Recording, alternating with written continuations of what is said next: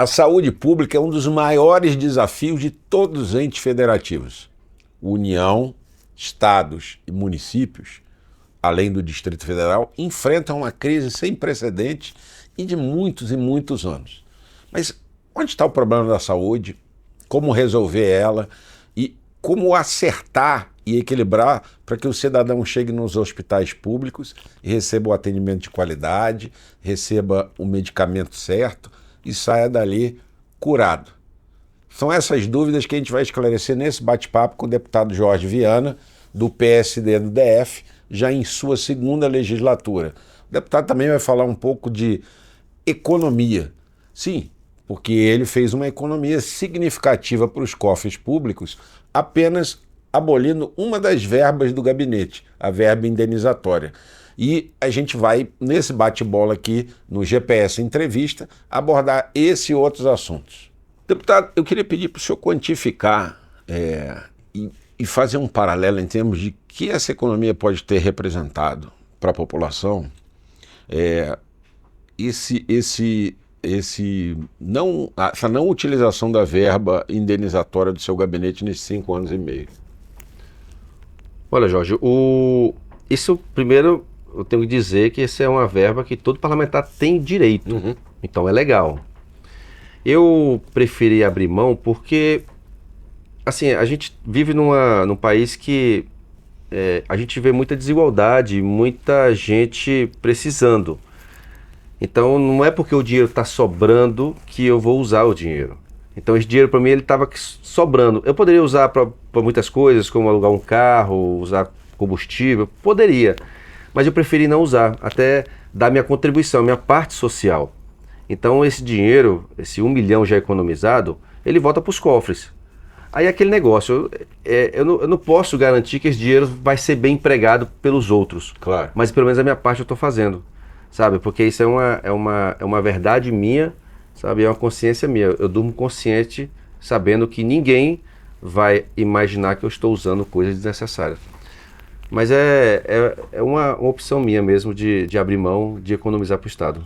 Esse tamanho de 1 milhão, algumas coisas a gente pode quantificar em termos de, justamente na área da saúde, que é uma área de atuação sua.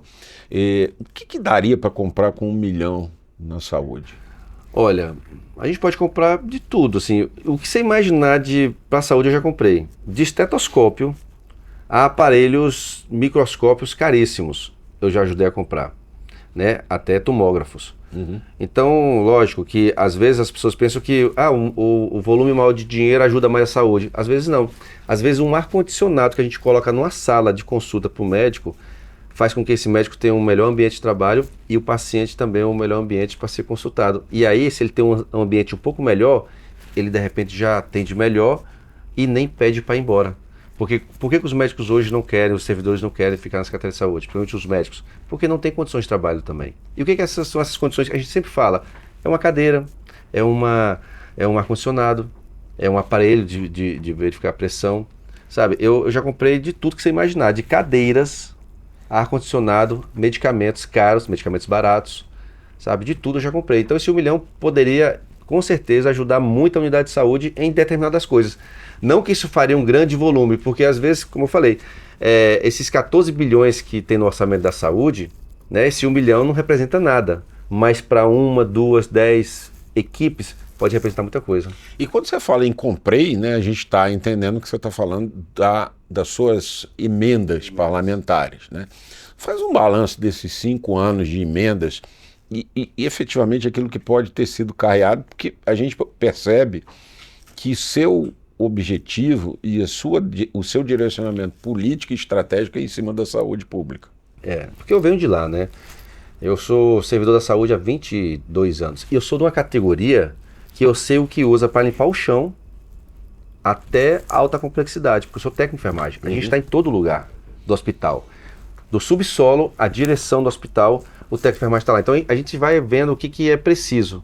E essa minha experiência, então, me fez comprar coisas importantes para a base, para os trabalhadores e para a população. Já foram 88 milhões até agora. Nunca na história de Brasília um deputado distrital, federal ou senador colocou tanto dinheiro na saúde proporcionalmente às suas emendas. né? Então, eu comprei, como eu falei, ar-condicionados, cadeiras, eu comprei medicamentos. Na época da Covid, não sei se você lembra, que para a pessoa ficar entubada, ela precisava tomar um medicamento, Sim. que até faltou na rede, que era o fentanil dormonide, para a pessoa continuar entubada. E faltou na rede. Então, eu mandei muito dinheiro para comprar esse medicamento, avulso, para poder manter esses pacientes dormindo, né? Então, cara, eu não sei quantas pessoas eu salvei, mas eu salvei muita gente, eu tenho certeza disso. Isso me deixa numa tranquilidade tão grande, cara, porque no SAMU, eu sempre falo que no SAMU, eu sou do SAMU, eu salvava 1 a 2 pessoas. Como deputado, eu salvo milhares de uma vez, sabe? Eu acho que se Deus permitir, quiser que eu seja algo maior no futuro político, com certeza eu vou ajudar mais e mais. Até, quem sabe, um dia ajudar os milhões de brasileiros que nós temos aqui. Foi importante que você falou agora, deputado, da questão da Covid, porque na Covid havia uma dificuldade inicial de estabelecer um protocolo de tratamento, não havia vacinas no primeiro momento, e garantir esse tipo de anestésico permitia, inclusive, que não se fizesse a chamada intubação à força, né? Houve em alguns estados isso, dramaticamente aqui no DF não teve. Mas olhando hoje para trás, para aquela situação toda, né? E analisando bem, o enfrentamento aqui foi correto, não foi, na sua avaliação? Ou teve muita falha? Rapaz, olha, primeiro que a medida, isso eu tenho que falar, ser honesto. O governador Ibanez, ele foi muito sensato quando ele fechou escola, quando ele fechou comércio, academias. Por mais que as pessoas dissessem que não precisava e tudo, o momento foi oportuno, né? Porque a contaminação estava muito rápida, né? Com relação ao tratamento médico, eu não tenho uma certeza absoluta de que os tratamentos feitos, eles foram adequados, né, que pudessem salvar as vidas. Eu só digo que o que o paciente apresentava no momento, o médico teve a competência de fazer a coisa que deveria fazer. Porque muita gente questionava sobre a intubação. Intuba ou não intuba? Todos nós sabemos que a saturação do paciente, se ela cair muito, esse paciente ele vai ter problemas, né, respiratórios, ter parada respiratória e parada cardíaca. Então, o protocolo é intubar. Agora, o que se usa na intubação, aí sim, tiveram vários protocolos. E aí eu não sei, eu não tenho habilidade nem competência para falar sobre os medicamentos que eram utilizados o paciente intubado, mas a intubação em si, ela era necessária. E para manter o paciente intubado, precisava desses medicamentos que eu comprei. Agora, se tinha que usar cloroquina, se tinha que usar outro tipo de medicamento, isso aí eu acho que até hoje ninguém tem ainda uma certeza. É verdade, porque os protocolos de tratamento na época foram surgindo, né? Foram surgindo. E mais, basicamente, caso a caso. Estado a estado. E eu senti um pouco falta dos órgãos que estudam a área, a criar um protocolo. Parece que todo mundo estava com medo de dizer, olha, é esse o protocolo. Né? Tinha alguma coisa ali no Ministério da Saúde, tinha alguma coisa lá na Organização Mundial de Saúde, tinha alguma coisa recomendada pelo Conselho Federal de Medicina, mas não tinha nada assim sincronizado. Os médicos ficaram assim, sem saber o que fazer. Ou seja, eles estavam atuando de acordo com a necessidade daquele paciente. Se o paciente estava desaturando, fazia o medicamento. Se o paciente estava parado, fazia isso. Se o paciente estava assim, fazia isso. Sabe? Mas não tinha uma coisa certa para se fazer. Um protocolo unificado fez muita falta na época, né? Fez. Agora, uma pergunta, né, pertinente é isso. O susto ainda está muito recente em todo mundo. E eu queria te perguntar, você acredita em outro tipo de onda de Covid ou outro tipo de onda de alguma doença infecciosa dessa gravidade nos próximos anos, como profissional de saúde aqui agora? Eu acredito que sim, Jorge. Eu acredito porque a saúde ela é mutável, né? Você vê que os vírus são mutantes. Então cada vez mais fortes. Cada vez mais fortes, mais resistentes. Pelo uso indiscriminado de antibióticos, enfim, pela vida que a gente vive. Você vê que as pessoas estão adoecendo mais. Embora a nossa expectativa de vida esteja aumentando, mas não quer dizer que a gente está vivendo saudável. Você vê quantas pessoas hoje, acima de 40 anos, não têm ou diabetes ou hipertensão. É difícil. Agora veja na época dos nossos pais, nossos avós, quem tinha diabetes e hipertensão? Quase ninguém. Então o hábito alimentar, o nosso hábito das drogas lícitas, que é distribuída, tabaco. Agora tem o narguilé, aquela coisa toda, Então isso vai degradando o nosso organismo, né? E os vírus simultâneos cada vez mais fortes. Então eu acredito que podemos ter sim várias ondas ainda de pandemias. Vamos falar um pouquinho de política, porque você ainda há pouco deixou escapar uma frase. Né? E essa frase dá a entender de que talvez a gente veja uma candidatura sua, não a distrital, na próxima eleição. Eu ouvi correto? Pode ser que você conjecture a hipótese de ser federal na próxima eleição? Jorge, olha, quando eu era um menino lá na Samambaia, né, menino assim, um jovem, e eu pensava em ser deputado. E aí eu achava que eu conseguia ser deputado. Conseguiu. Mas veja bem, eu achava que ia ser deputado. E aí eu fui na cara e a coragem. Porque algumas pessoas falavam assim, olha, você é um cara bom, você tem que ser deputado. E eu fui nessa onda. Quebrei a cara. Aí eu falei assim, vou de novo. Porque o pessoal tava dizendo que eu tô bom, que não sei o quê. Quebrei a cara de novo. E aí fui de novo e consegui. Então assim, eu tô me sentindo aquele menino de novo. Que eu só vou se realmente agora eu sentir certeza. Porque eu não posso ir para quebrar a cara. Porque aí eu deixo os meus eleitores, eu deixo minhas categorias da saúde desprotegidas, sem guarnição. Então eu só posso pensar em algo a mais se eu tiver uma convicção e se eu tiver realmente certeza de que esse projeto é o melhor projeto. Agora, uma coisa eu posso dizer, eu estou preparado para qualquer cargo, diante do que eu já passei como sindicalista, hoje parlamentar por 2 mandatos, né? Conheço os bastidores do executivo, então eu estou preparado para qualquer cargo, mas isso vai depender do partido, se a missão que for dada, né, com certeza eu irei executar, desde que eu tenha o meu exército aqui junto comigo. E aí uma pergunta, vamos fazer uma análise fictícia, avançamos para 2026 aqui, nós não estamos mais em 2025, nós estamos em 2026, e você está ali com uma candidatura a deputado federal, e ela tem sucesso, você é eleito. A gente pode acreditar que você vai manter o mesmo tipo de atuação, ou seja, o orçamento federal é muito maior, ele tem uma amplitude maior e ele tem uma estratégia diferente do orçamento do Distrito Federal. Você vai continuar fazendo emendas e trabalhando mais em prol da saúde? Porque essa é uma área crítica no Brasil como um todo e é uma área que muito pouca gente trabalha, né? Ô Jorge, hoje eu presido a Comissão Nacional de Saúde da UNALE, que a UNALE é a União dos Legisladores Legislativos do Brasil, ou seja, é uma espécie de uma OAB dos deputados, um sindicato dos deputados estaduais. E eu pude conversar com vários deputados estaduais, saber assim, especificamente o problema de cada estado na saúde. E eu ouvi muita coisa, desde muito agrotóxico, a falta de repasse da Secretaria Estadual para as prefeituras, de teto MAC, que é o que passa, de que o Ministério da Saúde passa para o estado que que atende alta e média complexidade, e principalmente a tabela SUS.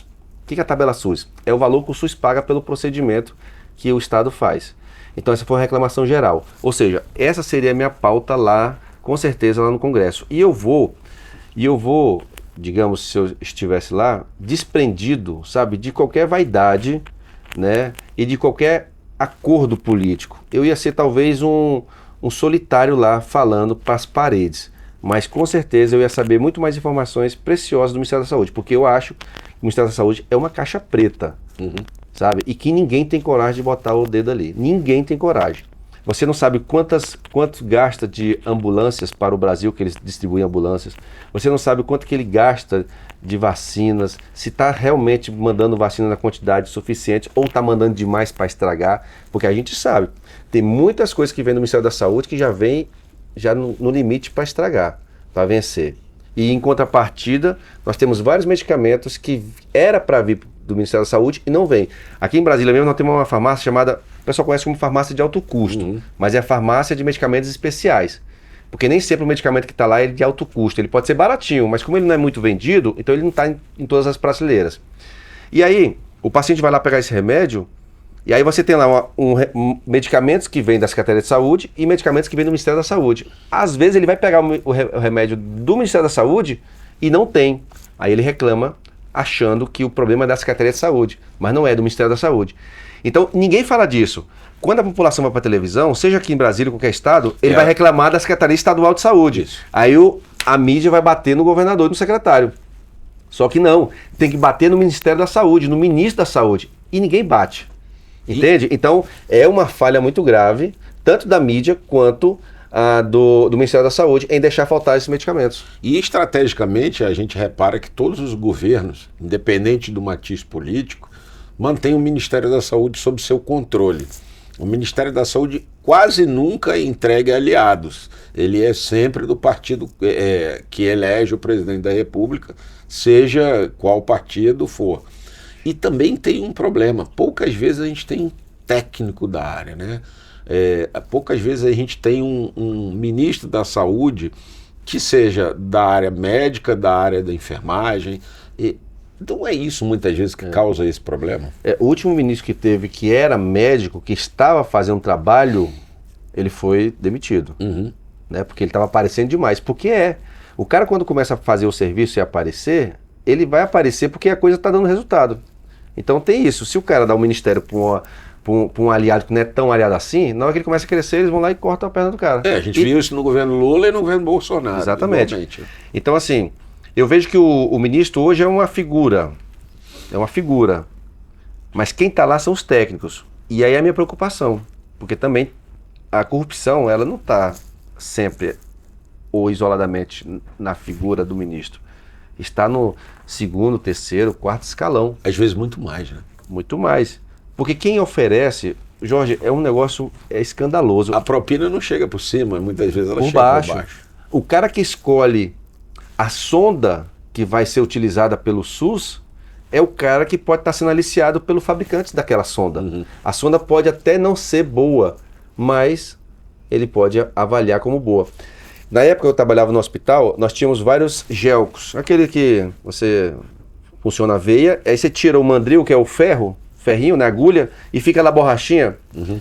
E nós tínhamos nós tínhamos uma marca, né, vou falar XPTO, pronto. A marca era excelente, mas não sei por que cargas d'água que chegou a marca lá Tabajara. E a gente furava a criança uma porrada de vez, porque a gente não conseguia, por mais que a gente fosse experiente. Ou seja, por que escolher aquela marca Tabajara? Não era só porque era barato, não.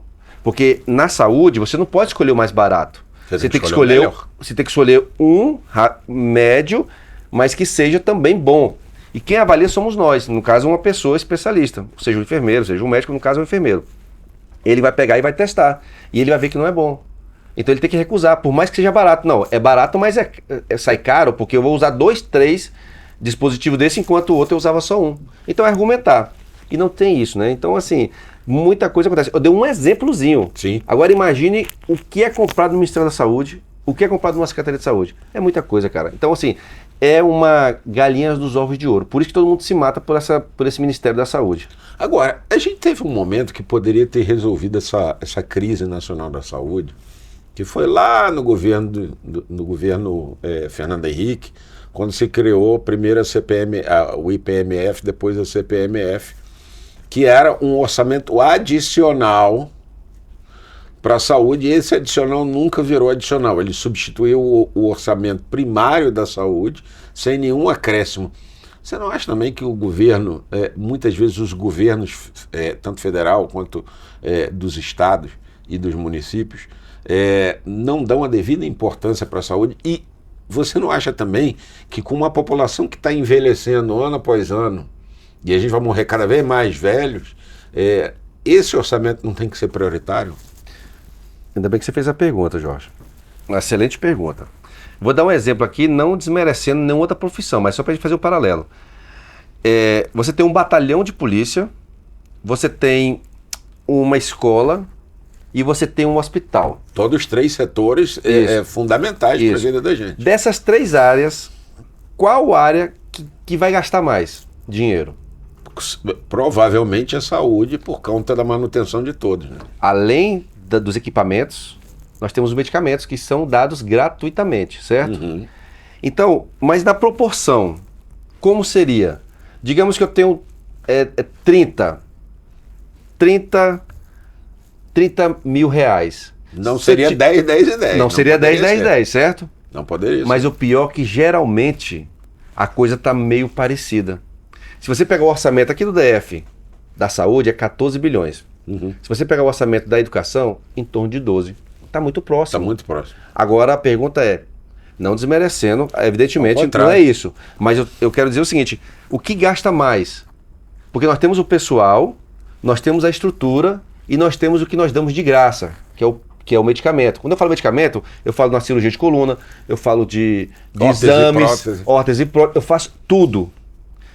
Na educação, o que nós temos? Nós temos equipamento público, nós temos o professor, que tem que ser bem pago, da escola. Servidor, e nós temos a merenda e o mobiliário lá para manter aquilo lá. Na segurança, nós temos lá o patrimônio, nós temos as viaturas, que tem que estar novas, o armamento. O armamento de bom calibre, que seja, né?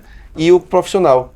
Então, se você pegar aqui, todos têm gasto, muito gasto. Muito. Mas na saúde, nós temos 2 ou 3 vezes mais o gasto dessas duas pastas. Então, vamos lá. Se a gente pegar o valor que é dispensado para a saúde, educação e segurança em todos os estados, você vai ver que a saúde nunca vai estar tão diferente dos outros. Vai estar diferente, mas não tão diferente. Tá aí o erro. Não adianta. Ah, mas saúde gasta demais. Sim, meu amigo. Mas é porque o povo está doente e o povo está precisando. Sabe? Então, é uma lógica que eles não querem entender. Aí vem sempre a fala assim, não, mas servidor gasta demais. O salário do servidor é alto demais. Na verdade, os salários dos servidores do GDF, aqui em Brasília, são um pouco maiores. Por que são maiores os salários? Porque Brasília é uma cidade muito cara.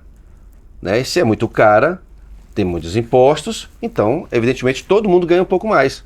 Né? Então é isso, não tem como a gente discriminar e criminalizar o servidor público porque ele ganha aquele valor do salário. Então eu não posso colocar na conta do servidor. Não, e fora isso, tem que lembrar que um servidor da saúde do Distrito Federal, assim como um servidor da educação e assim como um servidor das forças de segurança, esse servidor da saúde do Distrito Federal, de repente, vai receber dentro de um hospital público uma autoridade internacional que, vamos dizer, se envolveu num acidente em via pública.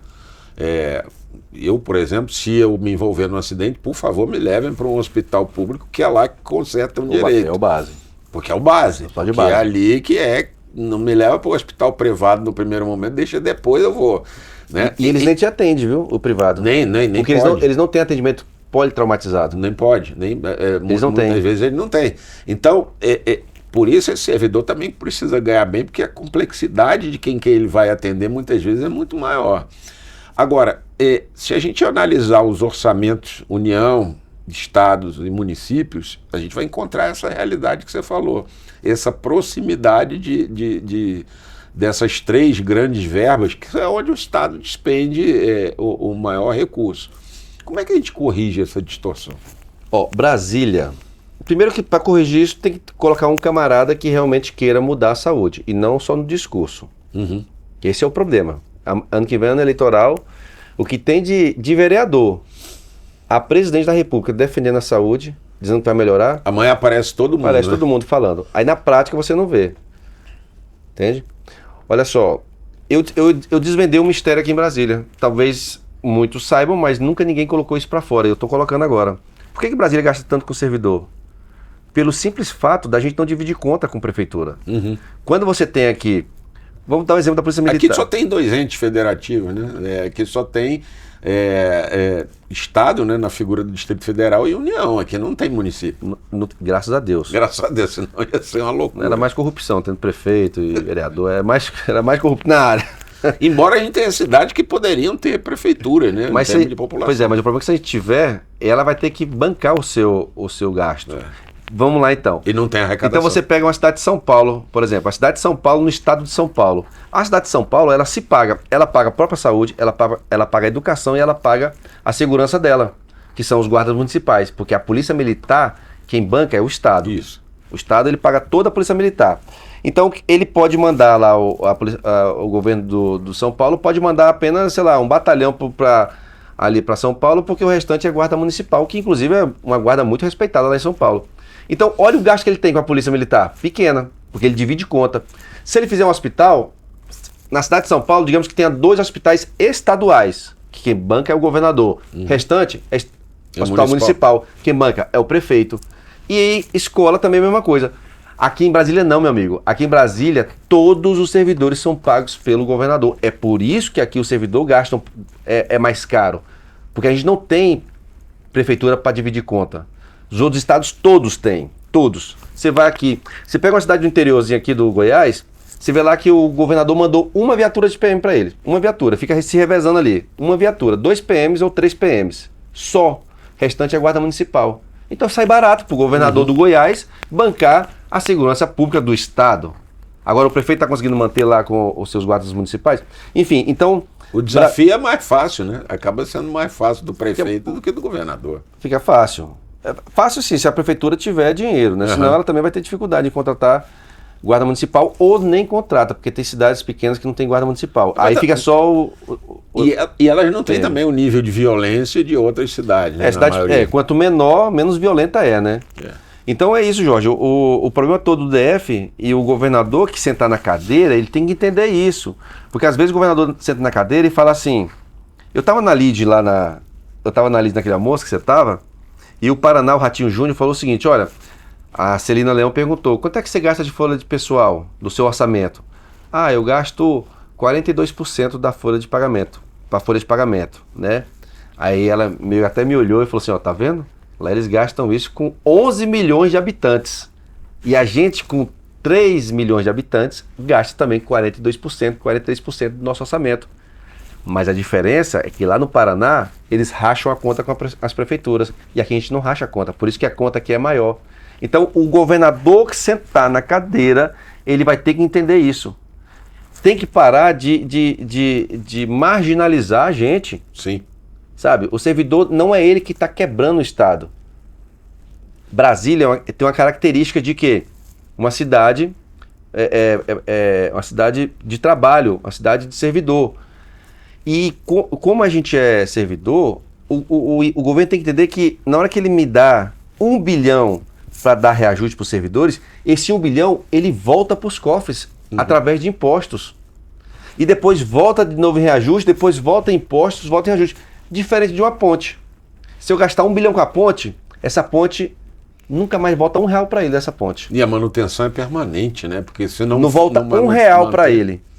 Mas se ele der 1 bilhão para servidores, esse 1 bilhão volta no mínimo 30%, assim, de cara. E todo mês. Eternamente. Né? Eternamente. Enquanto tiver a gestão ali.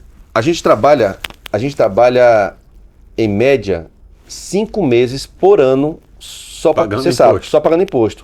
Então, de tudo que eu recebo como servidor, 5 meses do meu salário completo é só para pagar o governo. É triste. É só a gente fazer as contas. Quanto que eu pago de PVA, IPTU, água e luz não quer taxa, mas de qualquer forma entra na conta. Água, luz, telefone. Fora os escondidos, né? Que tá só na nota fiscal que a gente como consumidor não sabe. Multa que todo brasileiro tem multa. Brasileiro que não tem multa é porque anda de ônibus. Não é? Então bota isso no papel, meu amigo. Isso volta tudo pro governo. Isso é verdade. Isso é verdade. Ou seja, aqui tem dinheiro, porque o dinheiro circula aqui dentro, que é o dinheiro do servidor. E aqui tem um gargalo que a gente já encaminhando no final da entrevista aqui, a gente precisa falar. Governo após governo, a saúde pública é um calcanhar de Aquiles. Foi um calcanhar de Aquiles na época do Roriz, foi um calcanhar de Aquiles na época do Cristóvão, do Hollenberg, Agnello, todo mundo, e o Agnello era da saúde, tem que lembrar isso. Todo mundo teve a saúde como um problema. É que a gente já trocou de secretário de saúde algumas vezes, no atual governo, e agora a gente está com um secretário que veio do IGES, o Juraci, que eu tive a oportunidade de entrevistar aqui para o GPS Entrevista, e agora ele está com o desafio de tentar ver se consegue consertar. Dá para consertar, dá para resolver todos os problemas, ou é sempre um enxuga-gelo, porque tem essas demandas todas que a gente está falando aqui ao longo da conversa? Jorge, o que eu vou falar aqui é impactante. Eu vou falar a primeira frase impactante para depois eu falar por quê. A saúde não tem jeito. É impactante. Agora, por que não tem jeito? Porque a saúde, ela nunca está ligada às outras pastas. Todas as outras pastas são feitas sem se preocupar na saúde. Vou dar um exemplo. Brasília é clássico. Quantas comunidades foram criadas em Brasília, assim? Porrada. Notável. Samambaia. Viraram cidades. Começou na Ceilândia, Samambaia, Recanto, Paranoá. Essas cidades foram dadas o quê? Ou o lote ou a casa, certo? Uhum. E eu sou um exemplo disso, porque quando eu ganhei o lote na Samambaia, eu não, minha mãe e meu pai, a gente correu da Ceilândia para lá, tivemos 30 dias para construir, porque falava que se não construísse ia perder. Minha mãe e meu pai venderam tudo, compramos, aí fizemos lá 30 dias. Fiquei lá sem água, sem energia, sem esgoto, fiquei lá sem hospital, sem nada. Bom, você já falou, sem água, sem energia, sem esgotos, você já ficou sujeito à doença. Pronto, tá aí. Então, é mais ou menos assim. Você deve comer fast food, você deve tomar refrigerantes, coisa assim. Tô tentando não. Todo mundo come esse negocinho, né? Esse negocinho tá fazendo com que a gente fique doente. Aí volta no início da entrevista. A gente tá ficando doente, depois dos 40 anos não tem um cidadão que não tem diabetes e hipertensão. Esse cara vai parar onde? No hospital. Mas por que ele tá assim? Ou porque ele tá se alimentando mal, ou porque ele não tem emprego, ou porque... por vários motivos. Com isso, a gente está envelhecendo, está adoecendo, e as políticas não estão sendo feitas para poder minimizar ou parar com isso. Tu vai tirar açúcar do biscoito recheado, que teu filho adora, capaz dele morrer de fome, que só come biscoito recheado. Tu vai tirar açúcar da Coca-Cola, você vai tirar o sal do miojo, não vai. Porque lá no Congresso Nacional, na hora que se eu fizer, e eu vou fazer um monte de projeto quando eu estiver no Congresso Nacional um dia, eu vou fazer projeto para tirar sal do miojo, de sal disso, sal daquilo. Vai vir um monte de lobistas, né? Alguns colegas seus, inclusive, como lobistas. Aí vão vir aqui para mim e falar assim, deputado, peraí, se você tirar o sal aqui, o meu produto que duraria 60 dias na prateleira, só vai durar 15. Aí é prejuízo para mim. Vamos fazer o seguinte, vamos ali nos Estados Unidos que eu vou te mostrar a fábrica como é que é. Vai você, sua mãe, seu filho, eu vou te levar lá para você conhecer a fábrica, você ver o tanto que é importante esse alimento. É desse Pronto. jeitinho que ele tá Acabou. falando que funciona, tá? Tá aí. Aí o deputado não faz mais porra nenhuma. Aí a população come mal, vai para onde? No hospital. Saúde tem jeito, de jeito? Não tem. Se a população come mal, você vai parar no hospital. Não tem. Fizemos até uma quadrinha aqui agora. Não tem. Ó, nós temos aqui o assentamento 26 de setembro. Né? Ali a população já é uma come cidade. mal, né? Não tem nada ali. Ali. Entendeu? Aí você tem outras comunidades se crescendo aqui em Brasília. Não tem nada. A criança adoece e tal. Vai vir agora o período de sazonalidade das crianças. Ei, meu amigo, que vai dar de criança nos hospitais. Então, bicho, nunca vai dar certo isso. Por isso que eu digo, a saúde não tem jeito enquanto a gente não pensar de verdade nas outras políticas. E aí você está sugerindo uma política pública completa, né? Ou seja, vamos assentar essa fatia da população. Aqui vai ficar o hospital, aqui vai ficar a escola, aqui vai ficar o batalhão da polícia, Isso. Aqui vai ficar a administração regional. Aqui vai ser a área de empreendedores, que vão trazer os empresários para fazer as fábricas, os negócios, coisa e tal, vamos dar desconto para os caras, para dar emprego, entendeu? Aí depois que tiver tudo lá, a UPA bonitinha, o posto de saúde e tal, pode habitar, meu amigo. Antes disso não seria possível. Mas não, porque é uma política rápida, é uma política que o retorno é muito rápido. Quando você dá um lote pro cara, uma casa... Ele vai construir logo. Na hora, ele constrói ou ele habita, né? O governo faz lá um empreendimento lá vertical e aí, com um ano, a empresa entrega ela para você. Ou seja, no seu mandato, você consegue entregar uma porrada de habitação. Mas no seu mandato, você não consegue entregar um hospital. Pois é. Porque não dá tempo de construir. Mas aí ele fica 4 anos. O cara que pegou no primeiro ano de mandato, pegou lá a casinha, ele fica 4 anos sem nada de saúde. Até construir um hospital, construir alguma coisa assim. Então, bicho, não dá certo se não fizer desse jeito. Então, se eu fosse governador, eu vou fazer empreendimento lá na Ceilândia. Quantos mil habitantes? São não sei quantos apartamentos, vai dar lá 10 mil pessoas. 10 mil pessoas, tem que colocar pelo menos 4 mil pessoas para uma equipe de saúde. 10 mil pessoas, vou botar 3 equipes lá. Faz um postinho lá para mim, constrói lá. Enquanto tá subindo os prédios, sobe um postinho para mim lá. Fez o postinho... Beleza, que dia que você vai inaugurar lá, governador, o negócio lá dos prédios? Vou inaugurar em setembro. Então, em julho, já contrato o pessoal para estar lá na porta, o pessoal chegar. Pois não, tudo bem? Seja bem-vindo. E o empresariado assim. Já tem medidas compensatórias que podiam ser contempladas, por exemplo, com um posto de saúde. Agora, quando que alguém fez isso nessa vida? Nunca. Em cidade nenhuma, né? Em cidade nenhuma. Porque a saúde não é prioridade, Jorge. Aí voltando desde o início, saúde não é prioridade. Para mim é. Se eu fosse governador de Brasília, talvez teria buraco na estrada. Mas não ia ter paciente Talvez não podaria as árvores, né? Tão rapidamente. Mas eu duvido se um paciente ia voltar para casa sem atendimento. Eu duvido. Bom, a gente está chegando aqui no finalzinho da entrevista. Eu vou fazer rapidinho um ping-pong com o Jorge Viana, nosso deputado distrital pelo PSD do DF. Aceitaria ser secretário de saúde? Não. O que faria se fosse administrador no hospital? Chamaria todos os trabalhadores e falaria assim, olha, nós somos um time, nós vamos entregar o melhor para a população. O que vocês precisarem, eu estou aqui. E se não der certo, eu saio do cargo. Eu não dependo desse cargo para nada. Se for eleito deputado distrital no próximo mandato, vai continuar lutando pela saúde? Vou, porque eu ainda tenho muita coisa para fazer aqui. Se for deputado federal? O pau vai comer no Ministério da Saúde. É isso. Jorge, suas considerações finais aqui nesse nosso bate-papo maravilhoso. A gente aprende todo dia e hoje foi uma aula para quem está vendo essa entrevista até agora. Pô, legal, obrigado, viu? Obrigado a todos do GPS aí, um prazer, viu? Conte comigo, que precisar, se tiver alguma dúvida que eu souber, né, falar, vou estar aqui. Ele está no gabinete 1 da Câmara Legislativa, no segundo andar. Você pode mandar aqui sua mensagem, sua correspondência, tem uma assessoria muito competente. E o GPS Brasília também está à disposição para encaminhar algumas questões. A gente tem uma relação muito boa com o deputado, né? Se você tiver alguma dúvida, manda mensagem para a gente. A gente tem aqui no final da matéria que cedia essa entrevista no nosso WhatsApp. Manda para o nosso WhatsApp, nós vamos encaminhar para a assessoria e para o deputado distrital Jorge Viana. A gente fica por aqui e volta em breve com mais um GPS Entrevista. Até lá. Valeu.